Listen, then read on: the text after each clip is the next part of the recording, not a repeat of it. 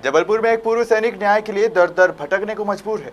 अपने बेटे की मौत और उसकी ससुराल वालों की प्रताड़ना से तंग पूर्व सैनिक ने न्याय के लिए स्थानीय प्रशासन से लेकर सीएम तक मदद की गुहार लगाई है, लेकिन हर जगह सिर्फ आश्वासन के अलावा कुछ नहीं मिला। भले ही पूरा देश सैनिकों के सम्मान की बात करे, लेकिन इस देश में सैनिकों के परिवारों को ही सुरक्षा नहीं मिलती। बार बार गुहार लगाने पर उन्हें न्याय ही नहीं मिलता, तो कैसे मान लिया जाए कि प्रशासन और जनप्रतिनिधि सैनिकों का सम्मान करते हैं। ये सुलगते हुए सवाल उठ रहे हैं सैनिक परिवार के बेटे की मौत पर, जिसके लिए सेवानिवृत्त पूर्व सूबेदार श्याम सुंदर चौबे न्याय की गुहार लगाते हुए दर दर भटक रहे हैं और शासन प्रशासन कुंभकर्ण की नींद सो रहा है। स्वर्गीय आशुतोष चौबे की मृत्यु पर नरसिंहपुर पुलिस का रवैया बहुत ही असंतोषजनक रहा है। पुलिस प्रशासन के रवैये से नाराज और दुखी पीड़ित परिवार के साथ ऑन पूर्व सैनिक संघ ने आईजी ऑफिस पहुंचकर अपना ज्ञापन सौंपा और कार्रवाई की मांग की। सर, मेरे बेटे की शादी 14 मई 2019 को हुई थी, जो कि उस परिवार से हम अनभिज्ञ थे, पूरी जानकारी नहीं ले पाए। और वो मेरा बेटा पेपरिया ब्रांच में एक्सिस बैंक में असिस्टेंट मैनेजर की पोस्ट पर था। वहाँ से 22 मई को वो जबलपुर घर आ रहा था और घर आते समय नरसिंहपुर में हमें 6:20 के करीब बैंक मैनेजर का कॉल आया कि आशु से बात करें, उसका शायद एक्सीडेंट हो गया है। तब तक तो हम लोग माने कि एक्सीडेंट ही हुआ है। फिर हमारे साथ जो घटना घटी उसको देख करके और बेटे का जो मोबाइल खुला, उससे हम हतप्रभ रह गए कि हमारे घर में बेटे को हम जब 23 तारीख को लेके आए, उसका अग्नि संस्कार हुआ। 26 तारीख को रात्रि 10:30 बजे हमारे समधी के द्वारा हमें कॉल पर मोबाइल पर फ़ोन करके हमें धमकाया गया कि इसके 1.5 करोड़ करीब रुपया मिलेगा, कहीं भी वकील नहीं करना और किसी के पास जाना नहीं, और नहीं तो मेरा भतीजा दीपक क्रिमिनल है और सतर्क रहना। तो मैं हतप्रभ रह गया कि अभी सिर्फ टोटली 2 ही 3 दिन हुए हैं, ये बात कैसी कर रहे हैं। मैं पूरी रात सोया नहीं। फिर उनकी पत्नी मेरे घर पे ही रुकी थी, उनसे मैं शेयर किया तो उनने बोला कि भाई साहब हो सकता है वो विचलित होंगे, मैं बात करती हूँ। मेरे घर पे ही वो 10 दिन रुकी थी।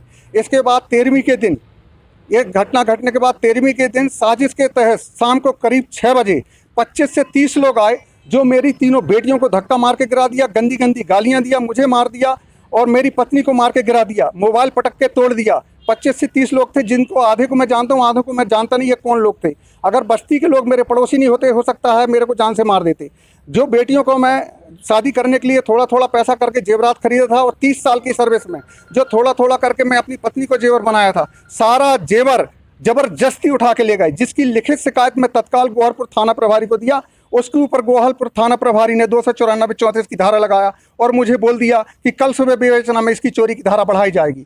तब से आज दिनांक तक मैं डीजीपी साहब, मुख्यमंत्री साहब, गृह मंत्री साहब, विधान अध्यक्ष महोदय साहब, सब जगह चक्कर काट रहा हूँ और मुझे धमकाया जा रहा है कि तुम्हें हम छोड़ेंगे नहीं, तुम्हारे ऊपर झूठी धारा महिला थाना में लगवा करके तुम्हें सबको अंदर करवाएंगे। मैं ये चाह रहा हूँ मुझे न्याय मिले और स्पष्ट जांच हो। मेरे बेटे का मर्डर हुआ है, मोबाइल खोलने के बाद बिल्कुल स्पष्ट पता चल रहा है। हमारी मांगे नहीं, न्याय के लिए हम लोग लड़ाई लड़ रहे हैं। जो एक सैनिकों को जिस तरीके से इग्नोर किया जाता है पूरे देश में, ये बात जरूर कही जाती है कि सैनिकों का सम्मान पूरा देश करता है। मुझे नहीं लगता, ना तो इसमें जनप्रतिनिधि, ना प्रशासन, कोई सैनिकों को, ना उनका घर सुरक्षित। हम तो देश की सुरक्षा में बॉर्डर पर बैठे हुए हैं, लेकिन हमारा घर परिवार खुद इस देश में सुरक्षित नहीं है। इसी की कड़ी में हमारे एक रिटायर्ड फौजी हैं, जिनके बच्चे का अज्ञात लोगों द्वारा हत्या कर दी गई नरसिंहपुर डिस्ट्रिक्ट में, और ये 1 साल से लड़ाई लड़ रहे हैं। और इन्होंने हर स्तर पर मुख्यमंत्री, डीजीपी, आईजी साहब को कई बार लेटर लिख चुके हैं। ये विधानसभा अध्यक्ष, हमारे माननीय सांसद जी, सबको इन्होंने पार्टिसिपेट किया है, लेकिन आज तक, इवन तक कि हाई कोर्ट से भी ऑर्डर इनको अक्टूबर में किया गया था कि जल्द से जल्द इसकी कार्रवाई की जाए, कोई नए अधिकारियों को नियुक्ति दी जाए किसी पुलिस को कि किसी ना किसी एक उस पर पहुंचे। लेकिन आज तक चौबे जी भटक रहे हैं, दर दर भटक चुके, क्योंकि हम एक फौजी हैं, हमको एक डिसिप्लिन सिखाया जाता है। हम लोगों को चाहिए कि अगर हमको प्रॉब्लम है तो हमें कहाँ जाना है। हम क्या रोड पे ऐसा धरना प्रदर्शन, आगजनी, रोड ब्लॉक हम लोग नहीं कर सकते। मतलब हमारे अंदर होता ही नहीं है सब चीज़ें। लेकिन इस देश में उन्हीं की सुनी जाती है जो रोड पे उतर के सरकारी संपत्तियों को नुकसान करें, लोगों को नुकसान करें, उनको ज़्यादा जनप्रतिनिधि सुनते हैं। अगर ऐसा है तो आज हम आखिरी बार आईजी साहब को ज्ञापन देने आए हैं, और इसके बाद हमारे मध्य प्रदेश के अभी पूरे सैनिक रोड पे उतरेंगे। हो सकेगा नरसिंहपुर का हम हाईवे जाम करेंगे। 10 से 15 दिन के अंदर अगर हमको जानकारी नहीं मिलती है तो हम रोड पे उतरने को अब हम बाध्य हो चुके हैं।